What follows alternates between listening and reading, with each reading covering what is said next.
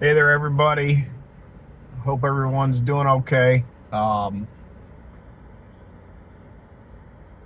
a little video here to catch up on some of the fishing outings we've had. So we've been primarily targeting Lake St. Clair. Um, it's been a little off, a little on, but one thing we did learn today. Well, let's back up a second. So we launched at the Harley boat ramp this morning. I don't know, it was probably around 6:30, and then we shot north and went up to the Huron River up that way, and we just couldn't locate any good debris. I didn't really do enough research in that area. This was kind of like new location for us. So we ran up there, looked around we probably wasted about an hour, and there was just nothing that we could get on. Ended up taking off from there and running down to the mile roads. I'm sure if you're all fish Lake St. Clair, that would be the location that you want to target, especially right now, I think. Unless you go and get your Canadian license, which isn't too bad. It's like $20 or $25 for a daily license in Canadian waters, which just has an extra area there where you can fish the dumping grounds and some other flats. So it's well worth the money. We've done it a couple times. We hit it pretty decent. Actually, our best day was probably about three weeks ago up there, maybe 4 weeks ago. Cold, windy, miserable day, but a lot of chop. But we got into some protected water. I think I talked about that in one of my previous videos. Anyhow, that would give you an extra option. But anyway, we ran to the mile roads there. Depending on where you're at and how turbulent the water is and things, the winds have a lot to do with it. How it'll kick up debris, and it's been an east wind the last couple days up until today.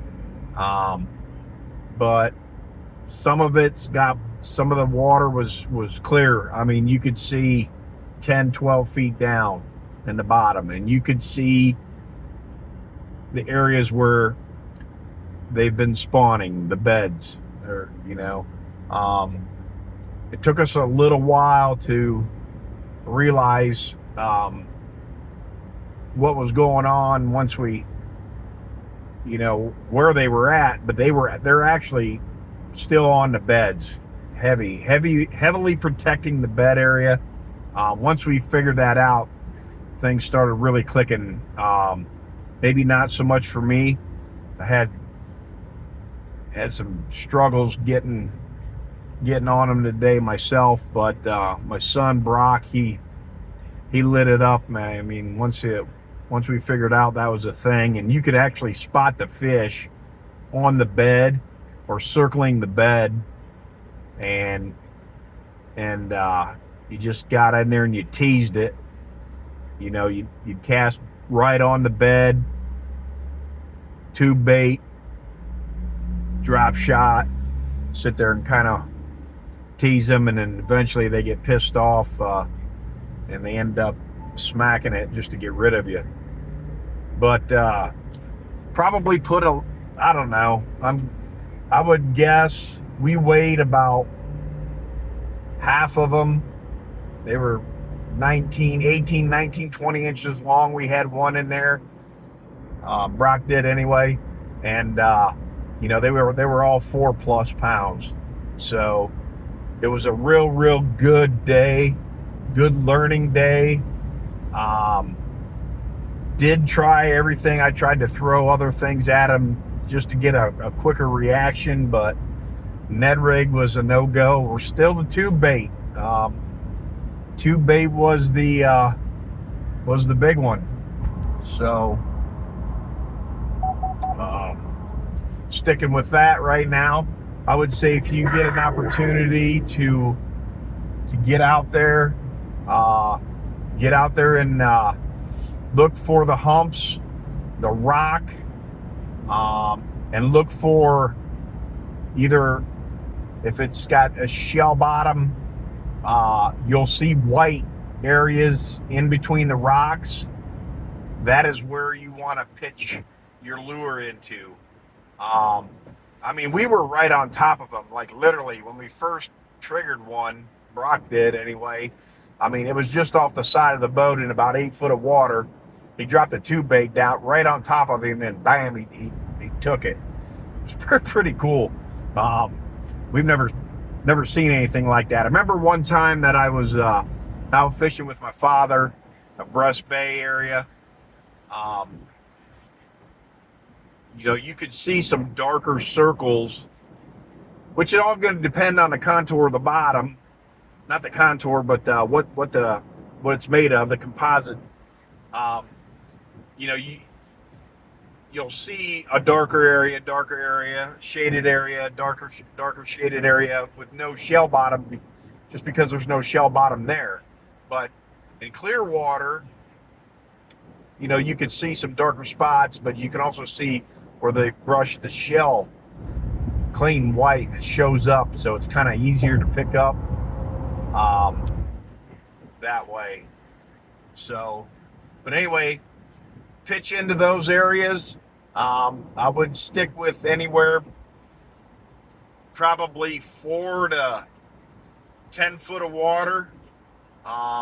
We kind of blew the morning bite a little bit by wasting some time, and then we went to an area out by the metro parks on our way to the mile roads that basically the water was stained. It was real super turbulent. So, I mean, I'm not saying you can't catch them in there, because I think we got a couple in that area. It's just not as, it's more difficult for us anyway. But we're plugging away here, man. We're definitely learning a lot of things. Color, anything with green pumpkin should do you just fine.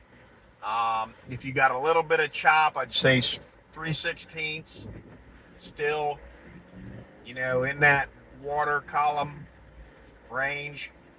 Deeper water, I would probably go with something heavier than 3/16, getting into a quarter ounce maybe. You get into deeper water. We haven't done this yet, but I'm sure it's not too far off. I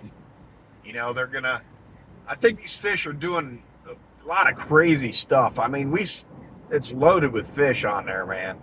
I mean, we're able to locate tons and tons of fish.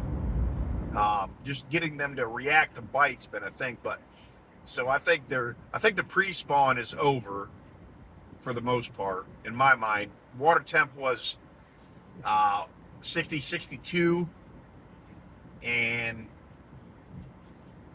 I think the spawn is going on. They're going to start post-spawn here, which means they're going to start moving back out to deeper water. And I think the deeper water means 10 to 15 foot. But we're going to grind away this whole summer, man. I know I am. And, we're going to get this thing figured out.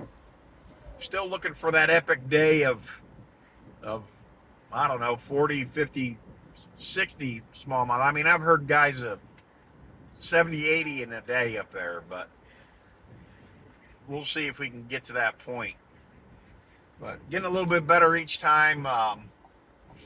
Definitely the electronics, that 360 by Humminbird, that's just an awesome tool to have. And the live scope. 34, the LVS. That's another money well spent. So, yep, I don't know. Got a busy week this week for work. And a couple birthdays coming up. Celebrate.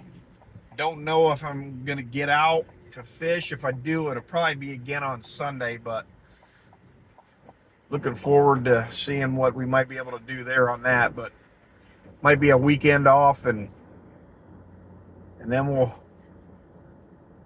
prepare for the next one. But stay safe out there. If you're out there fishing, definitely hit up Lake St. Clair. I guarantee if you do some of the things that we're talking about, and if you got some patience, which you kind of struggle with that, you will put a few in the boat for sure. But y'all take care, and if you're out there, keep ripping those lips and be safe doing it.